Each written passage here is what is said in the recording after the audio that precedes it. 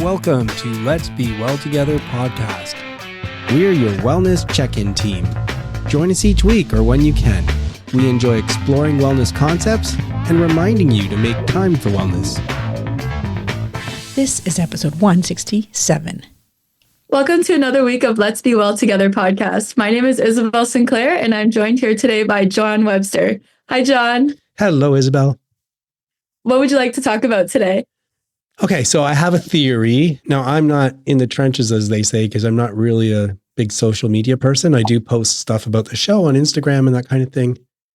But I definitely get the feeling, like my own anecdotal experience is, it doesn't feel like people are posting as much on places like Instagram and Facebook and all those places. And my sense is that it's kind of slowing down. And I wonder if the kind of post everything phase is starting to wear off. And people are more into like surfing on TikTok or surfing on YouTube. You are in the trenches, so I'm wondering, what's your experience? Yeah, for sure. I agree with that sentiment, actually. As someone who used to love posting, I would use Instagram a few times. Like I would post maybe once or twice a week. And nowadays, I feel like I'm just scrolling hours on TikTok as opposed to kind of curating posts for myself. So yeah, I wonder why you might think this is the case nowadays. It's just kind of what I'm noticing. And maybe it's just my own personal outlook. I don't feel like I really want to post that much. I don't know. It just feels like it's lessening. And if I do go on, say, Instagram, I'm not on Facebook. So if I go on Instagram and start scrolling, it just seems there's less. There's the kind of the same people who love to post, but a lot of people, other people I used to see their posts, there's not really much going up there. For people my age, at least, I think it's a whole thing about privacy and maybe public image. I don't want to speak on behalf of everyone that I know, but most of my friends are graduating or have graduated university and have had to delete some of their posts in order to maybe be considered as like a top applicant at firms they want to go to, or even just like when people search them up on LinkedIn and then eventually get to their Instagram, they don't want to be perceived a certain way on social media. And I've noticed a lot of people just deleting all their posts and just having a profile just to see what others are posting. So I'm not sure if maybe that's the main reason, or people are just more keen on TikTok and just want to absorb social media as opposed to using it. We're just kind of guessing. I can imagine lots of reasons. That's a really good one. So I'm a lawyer, big firm. I have to be careful what I post for sure, because I don't want something silly that I post to rub off on the firm, even though it wouldn't, because it's on my personal thing. But I also have been involved in lawsuits where there's somebody who's making a claim, I've been hurt in this way, or it's affected my life in that way. And so sure enough, you're looking at their social media posts to see if there's pictures that show the opposite, right? So now they're using it against you. And yeah. I can see that. I kind of think too that, it's like when you get that new thing and you're like, whoa, this new thing, I love doing this. And then after a while, part of you gets bored, but part of you's like, oh, it's not so great. For sure. And so many people, myself included, went through those phases where everyone else is having such an amazing life and I'm not. Yeah. And then everyone realized, actually, it's not. And it's all kind of negative. So I'm hoping that it's a sign that people are starting to see that we should approach things a bit differently. And it's not all good when you're posting everything like that all the time. Exactly. Like it's almost a facade on social media. And maybe like another reason as to why this might be the case, I feel like maybe people have slowly started to realize that and then are choosing now to actively be present in their lives as opposed to capturing the moment to post on social media. Essentially, social media is a highlight reel and we only see the good parts. And that can make it difficult for people to kind of decipher. Maybe that's not actually the case, or wow, their life is amazing, mine sucks type of thing. So I think it's important to kind of keep that in mind when scrolling, because it can be harmful to your own consciousness, whether you like it or not. Yeah, we recently talked about always be learning. And I do think with things like TikTok and YouTube, I'm not on TikTok, but I've just recently gotten into YouTube. I didn't realize that there's lots you can find on YouTube, really interesting stuff. And what I like about it is I can just learn about stuff. Like I can just find stuff. And so I'm not looking at posts going, oh, wow, look at this person having such an amazing time. I'm looking at posts going, oh, that's interesting. And oh, I can read about that. And what's the most recent article on that? For It's sure. a different approach to scrolling. Yeah, for sure. It's interesting you mentioned that because, yeah, that actually made me realize why people might be using YouTube more often now. Because I didn't even clock that. You don't necessarily see your friends there, and it's not social in the sense that you know the people, but it's social where you can kind of gather with a community of like-minded people with that respective topic that you're searching up instead of kind of just absorbing all your friends, mutual friends, coworkers' lives. Yeah, one thing I've never gotten into yet is Reddit. I know people are like really into Reddit and they're always reading it. And I'm pretty sure if I ever go down that rabbit hole, I'll be stuck in it and I'll always be looking at it. So far I've avoided it. Yeah. But you make another good point, which was you said something about, well, you don't feel like you have to take pictures all the time. And in the last couple of years, there have been several times where Sheila and I are traveling or we're going for a hike in the forest. Whereas before it'd be like, oh, let's get that picture. Now, there were several times when either one of us would say, let's just enjoy this. Let's just enjoy the moment. I love it. You know, like if you actually pull your phone out and take a picture, changes the moment. Yeah, it takes away from what you're currently experiencing, I find. Especially if it's nature or just this really interesting scene in a city you've never been in before and you just want to take it all in. For sure.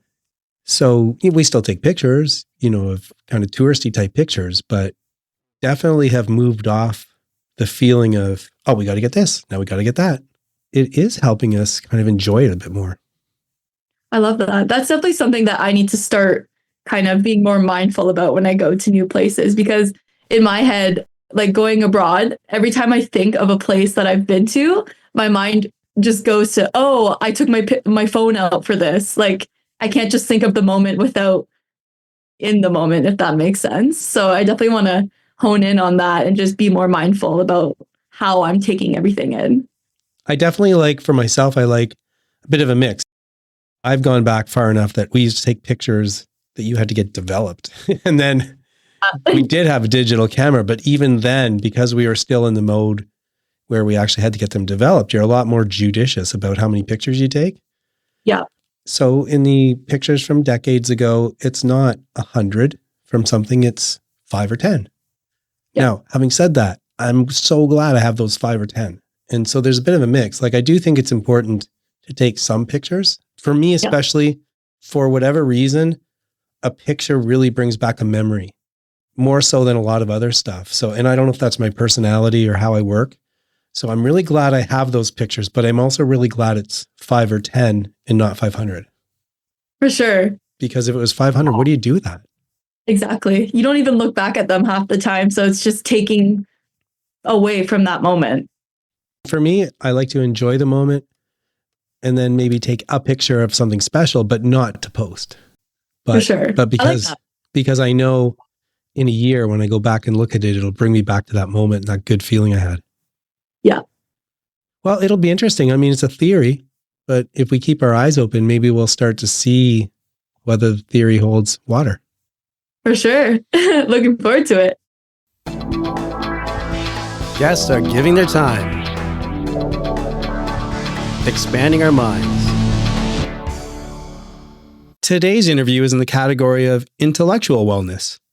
Ryan A. Bush was a prior guest who talked about philosophy topics. And on episode 97, I asked about his book, Become Who You Are. And on episode 106, we talked about practical philosophy. So welcome, Ryan. Great to be back, John. Thanks for having me. Ryan Bush is a thinker, author, and designer focused on building better systems, better people, and a better future. His background is in the design of systems. He worked with tech startups to design and develop everything from physical products to software to buildings to business models. And he's had a lifelong interest in introspective investigation, ravenous reading, and obsessed self-optimization. And for many years, Ryan has studied the insights of ancient teachers, practical philosophers, and cognitive scientists. He's written multiple books. The first, Designing the Mind, helps readers understand the workings of their own minds and the keys to sculpting them. And I very much enjoyed his book, Become Who You Are, which is about the psychology of well-being and concepts connected with happiness. So for today, Ryan, I think that a lot of people have wrong assumptions about Nietzsche when they hear about him speaking about things like beyond good and evil. And you're my favorite present-day philosopher, and you do insightful videos on your Designing the Mind platform. And I really enjoyed the one, How to Go Beyond Good and Evil and Why You Should, Nietzsche and the Mistakes of Morality. And I'll put a link to the YouTube version in the show notes, but I'd like to hit some highlights, which is all we can really do with our limited time. So let me start here. So Nietzsche says that the notions of good and evil are fictions, which I think would sound strange to many people. What do you think he means by fictions? Yeah, well, first, I'm flattered, John, to be your favorite present day philosopher. And yeah, you're right. Nietzsche is probably the most misunderstood philosopher in history. There's a few things that owes to. One of them is just the fact that he himself wasn't always trying to be understood. He liked to be cryptic and sort of make a puzzle out of his works, which is frustrating and really fun because it's fun to go in and try to solve the puzzle and read all his books and figure out what he meant by this and what he meant by that. And part of it also was the misappropriation of his work by the Nazis and all these different ways that it's been misinterpreted in the past. But morality, in many ways, he asks for it, right? He at some points call himself the Antichrist. He says he's an anti-moralist, right? He says these things that make you think. He's got this very barbaric philosophy. But of course, when we look at his life, he wasn't a awful murderer, genocidal person. He clearly wasn't living that way. And so we have to ask, well, what did he mean when he said all this?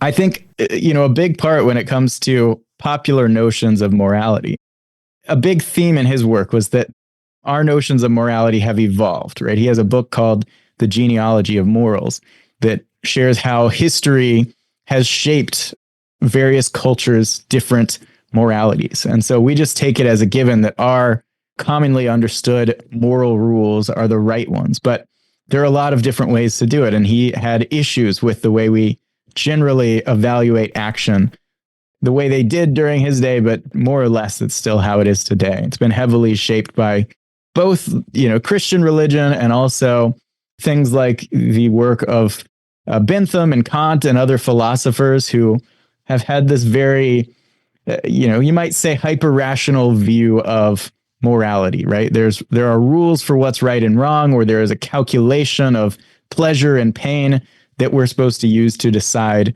the correct thing to do.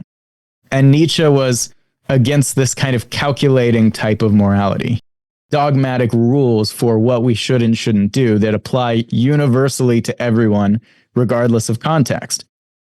That doesn't mean that he thought we should all go around killing each other, but it does mean that we should think through the correct considerations in our actions instead of just memorizing rules and teaching our kids rules and telling people, oh, it's just wrong because it just is. And so I think a big part of his problem with these moral notions were the dogmatism, the mindless acceptance of rules that were laid out by others before you, rather than sort of reasoning from first principles about which actions you should take. I agree. And I actually really had some really great thoughts in the last year and a half, partially after talking to you and getting back into books like Zen and the Art of Motorcycle Maintenance. And that took me back to some ancient Greeks. And you kind of lose sight of the fact that if you think about current day ethics, morality, discussion, it does tend to be based on either religious principles that set down rules that you follow dogmatically, or even you just get swept up into this whole session where you're like, okay, well, you're on a train, it's on a track, and there's so many people on the track, and there's other people here. And it's almost like we start coming up with these mental gymnastic games to figure out, okay, well, we have to apply this rule. Is it utilitarianism? Is it social contract theory? Or maybe you get caught up on whether it's innate knowledge in your own mind or whether it's nature, nurture type stuff. But all of this forgets that maybe it's not a system. Maybe we're not trying to come up with formulas. Maybe there's a different way to approach.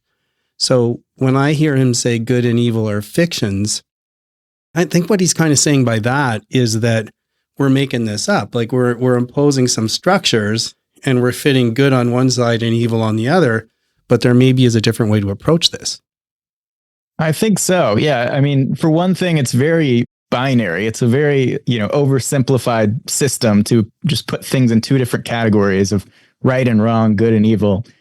It's also very often centered around the negative. So when we think about transgression and sin and, the rules of what not to do, thou shalt not, right? It's all focused on things you can't do, things that are off limits. Whereas really, I think a wise way of navigating your life and making decisions is to start with some central core about who you are and what your values are, your purpose, and then sort of ask yourself, what is the most strategic way to serve these ends, and not limiting yourself with these dogmatic rules. And so what's notable about a few different thinkers throughout the history of philosophy, really starting with Socrates and Plato and Aristotle in the Greek tradition, and then also Nietzsche, and then there are quite a few others, is that they've centered more around the positive, more around the traits or the virtues that we are trying to bring out and exercise in the world and extend to others. It's centered more around those positives than the negatives and the rules and the transgressions. I think that's a very positive thing about these, they're called virtue theorists, right? Is that unlike these other philosophies that are all about calculating the optimal good, right? These are more about asking, in some ways, the what would Jesus do approach or the what would Socrates do approach. It's about your character and bringing out the best parts of your character as opposed to just refraining from doing anything wrong. And I think one of the things Nietzsche observed is that when you do have this negative centric ethical system, you got people who are sort of crippled by not wanting to do anything wrong. And it's so paralyzing, especially in this world when, we're really so connected. We have so much individual power in many ways. We're always doing something wrong, right? You're always, negatively contributing to climate change or to animal cruelty, or, if you spend your whole life trying to make sure you don't do anything wrong, you'll just like die alone in a room by yourself because there are too many ways to do something wrong. So instead, focusing on what are my greatest strengths, how can I contribute these to others? And that's why Nietzsche, even though he's known for being sort of anti-morality, he really was a virtue theorist. He really was all about cultivating individual greatness on a lot of different levels. That can be courage or compassion or charisma, whatever your greatest strengths are, learning how to cultivate those and bring them to fruition. There's another part, which is that he observed that a lot of times the way that these traits are cultivated is through hardship and through difficulty and pain. And a lot of our ethical systems today focus on just eliminating pain at all costs, right? Eliminating discomfort. In some cases, those are treated almost interchangeably, like happiness is comfort. And in reality, I think Nietzsche had the insight to see that comfort can very often breed a kind of complacency and stagnation that actually gets in the way of happiness. It actually hurts our character rather than sharpening it. And so when you hear about him being critical of compassion, he was really critical of this very shallow notion of compassion, that we should just eliminate someone's discomfort at all cost. And we're doing them this huge favor by pitying them if they're uncomfortable or helping them become more comfortable.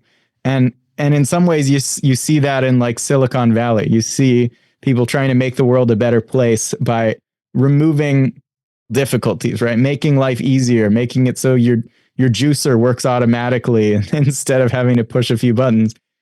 And that's just not how happiness works. Very often, discomfort and psychological health and greatness go together. And I think he observed that like not a lot of other ethical philosophers have. There's a lot of themes that I really appreciated when I saw that YouTube video you did about how to go beyond good and evil and these concepts you're talking about. Like, for example, I've just come to, in this exploration of wellness, one of the main themes is to lean into hard work when necessary, because I realized that most of the really good feelings I had in the wellness world throughout my life came after hard work, not after complacency. And the other thing too, after it was really great after speaking with you. And like I said, I just happened to read the book Zen and the Art of Motorcycle Maintenance right at the same time as I read your book. And I had gone back to some ancient Greek philosophy where they kind of talked more about morality as becoming a well-rounded person. And basically the concept I've kind of synthesized it to is excellence. So for me, I've kind of connected morality now more to the pursuit of excellence in myself to become an excellent person. And I think when I try and do that, it kind of speaks a lot to your concepts of virtue ethics and that type of stuff. Can you maybe just help people understand, like, what do you mean when you say virtue ethics? Yeah, so that notion of excellence is really relevant. That's the Greek term arete. It's sometimes translated to virtue, sometimes translated to excellence, but it definitely doesn't mean the kind of moral purity that we sort of take virtue to mean today. It was about cultivating the excellences within you. And some of those are what we might call moral in nature, right? If you try to be the best version of yourself that you can be, you're going to be more altruistic and compassionate, benevolent, right? But you're also going to be more creative, right? You're going to be more funny, things that don't necessarily have moral implications. Yeah, you're going to be more physical. You're going to be in better health. You're going to develop more skills. Exactly. So I think that focus on excellence is a good one. And he talks about this when he talks about master and slave morality. This is another kind of often misinterpreted idea, but he basically says, since the Greeks or earlier, we have said that being a good person is one who is excellent, one who has cultivated strengths. And oppressed groups, essentially, he proposes, have experienced what he calls ressentiment, or this kind of resentment, jealousy, like we're oppressed, we don't have any power, and we want to kind of develop a kind of power over the people who are oppressing us. So we're going to create this new twisted morality that says that if you're one of the good ones, if you're excellent, if you're courageous, right, that actually makes you the bad guy. And being meek and pitying others, that's what being good is all about. And while I don't 100% agree with his notions of master and slave morality, I do think that focus on excellence, as opposed to, making sure no one is uncomfortable at any time, I think that is a much healthier framework for morality. And I think health is like the ultimate term that characterized Nietzsche's morality, right? He was all about what cultivates the greatest degree of health in humans, both physical, mental. And he just noted that it's not the same as what our morality tends to center around in modern culture. We are burning through our time, and I wanted to cover a bunch of other questions and topics, but maybe I'll just ask for one distinction, and then I'll get to the question that we ask every guest. But could you just kind of give us some highlights on the difference between moral realism and moral anti-realism, which is, I think, another concept a lot of people will find a little different? Yeah, I'll give a very brief ethical sort of primer here. So on the highest level, what we call meta-ethics, this is essentially just asking about what are we even talking about when we're talking about ethics, right? What do these words mean?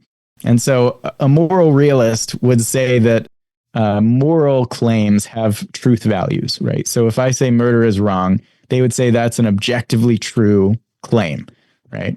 A moral anti-realist, while certainly probably not advocating for murder or saying it's irrelevant, right? Many would say, well, no, that's not a real fact. That's not an objective claim about the world. It's a fiction to believe that some things are just simply wrong and some are simply right outside of the relevant context. All right. And so Nietzsche was definitely a moral anti-realist. I'm an anti-realist as well. I think it's less about the so-called categorical imperatives that say this is just wrong because it just is. And it's more about hypothetical imperatives. Well, if you want this, then you should do this. And if you want this, then you should do this. And that can go all the way up to your highest values, right? You can say, well, if I want to be a compassionate person, I should do this, which many of us do. But it's not just sort of memorizing the rules, like we've said. We go down a level and we look at normative ethics.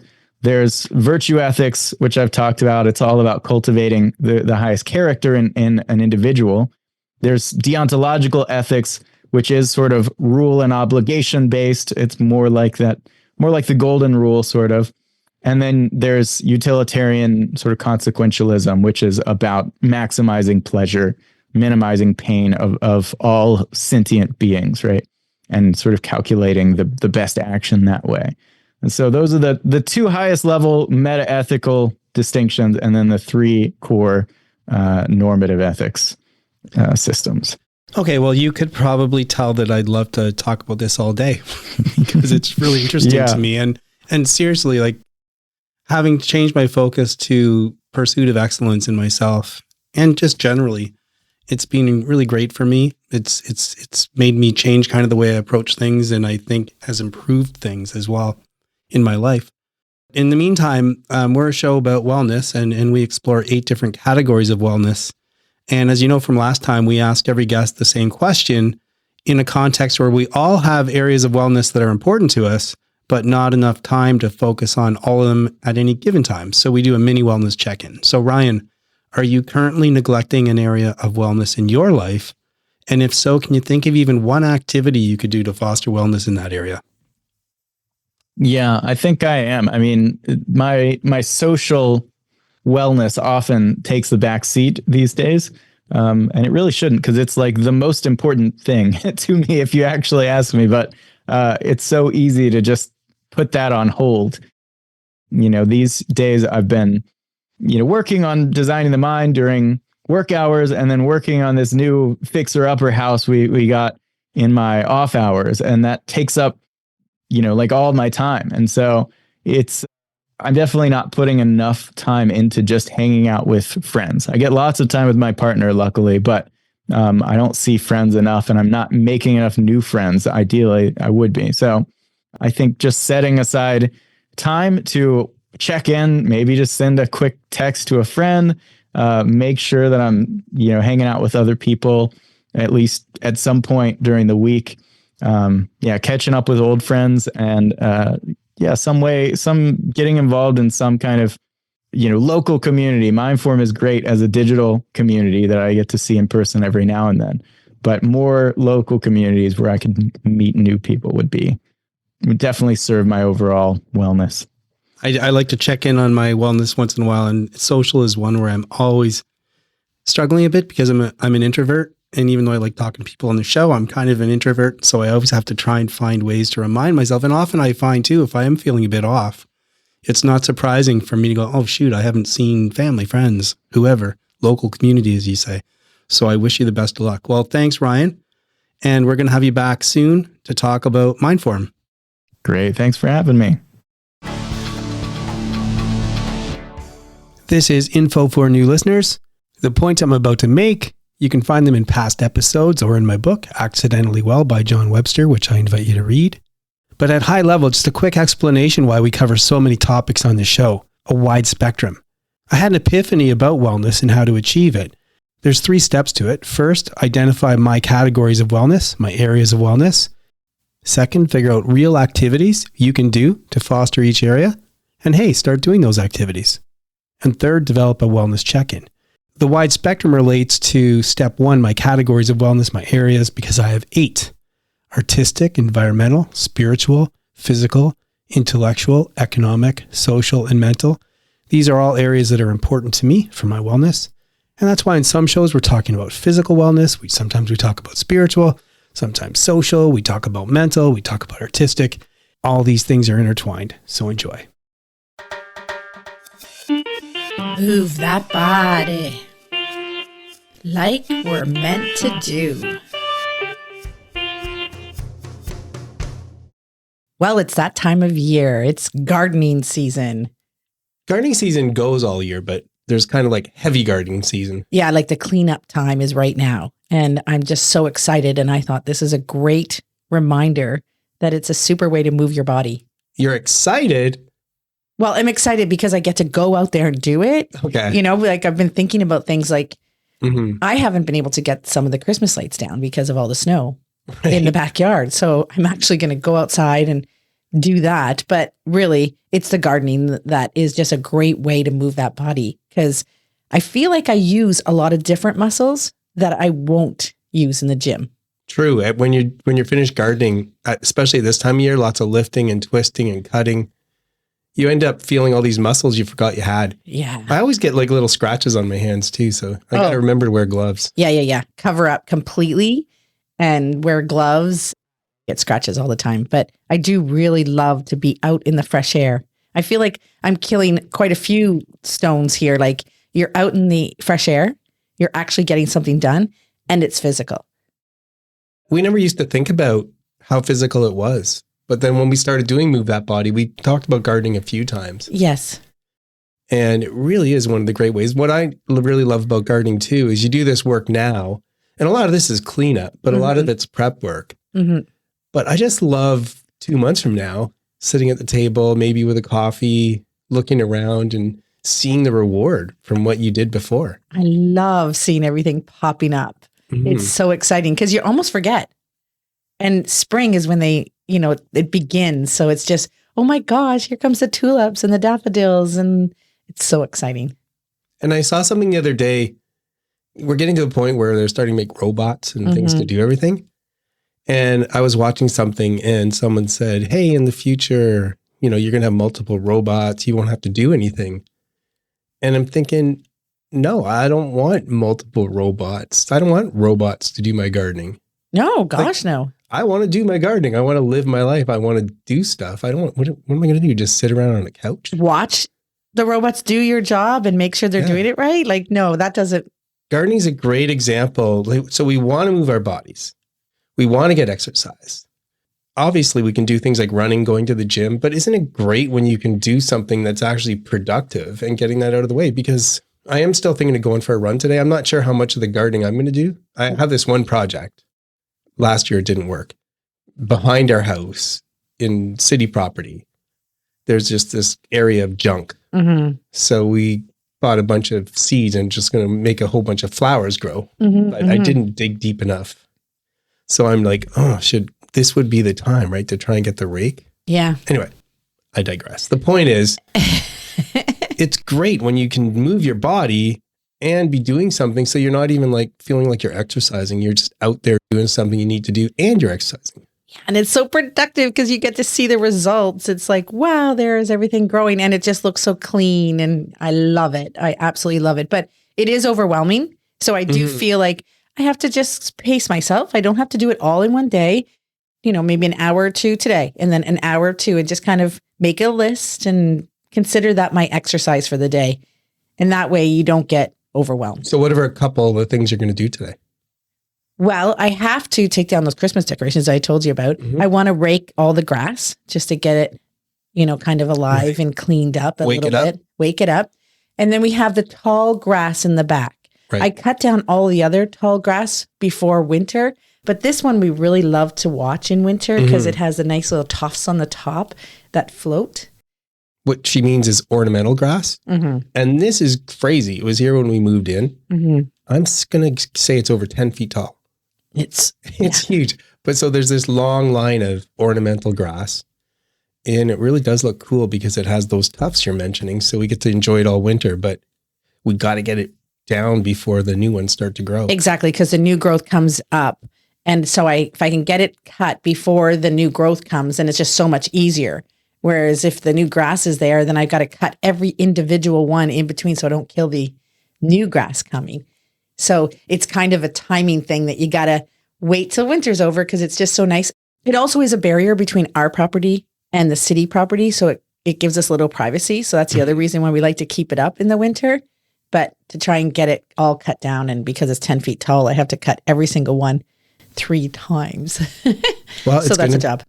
Lots of work, but it is so cool. And the one thing I'm going to really like watching this year too, it always blows my mind. How can it start from nothing and get that tall? So in a few months, we'll be like, I can't believe it grows so fast. But that's the world for us. Pretty cool planet we live on. Love it. Please remember that we're not providing advice. We hope to inspire you to work towards balance, and we urge you to consult with qualified people if you need advice.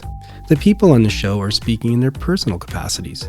Their views expressed are their own and don't represent the views or opinions of their outside contacts, their employers, or anyone else.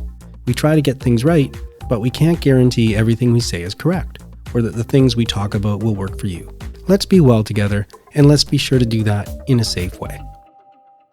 And it's sign-off time. It's Sheila here with John. Hello, everybody. I had a very interesting week. The weather did not cooperate for me. Right. Oh my goodness, it was snowing, then raining, then hailing, then freezing rain. Ontario in April. Ontario in April. So one day, Wednesday, I was driving for 10 hours and I was driving through all those weather conditions and zero visibility. And I don't know, it's a little frustrating that that happens in April. True. So that's a little hard. But then I went up to Collingwood and I was with Elise and Michael and I took them to Thornbury this week, which is a little town just outside of Collingwood. And it's just such a cute little place. And we went to some art galleries, went to some shops, went for lunch. We had a lovely time. So that was great. And what about you, John? I had meetings in Toronto last week, and I kind of like going to Toronto now. I used to work there every day, Mm-hmm. and I was so used to the hustle and bustle and all the people on the street. But now that we live in Kitchener-Waterloo, it's really quiet. I walk to work. I barely pass people. I pass some, but not many. And so I feel like I get the best of both worlds now when I go there. I get to enjoy the high energy, all the people, kind of feed off of it. But then I get to come home to our quiet little town. So that was really interesting. Stayed in a hotel overnight, used a treadmill at a gym. So that was fun. But otherwise, I'm also happy because most of my runs now are going to be outside again, except for that kind of crazy April weather that we sometimes get. I'm hoping that the snow's over. So I'm looking forward to it. So I had some good runs, had some interesting sights. Wished I'd been able to go to Collingwood with you, but maybe next time. Maybe next time. That is it for today's show. Please try and make wellness a priority. You deserve it. If you feel the need to talk to someone or ask for help, please do that. Accept yourself for the person you are. So long. Adieu. Auf Wiedersehen. Goodbye.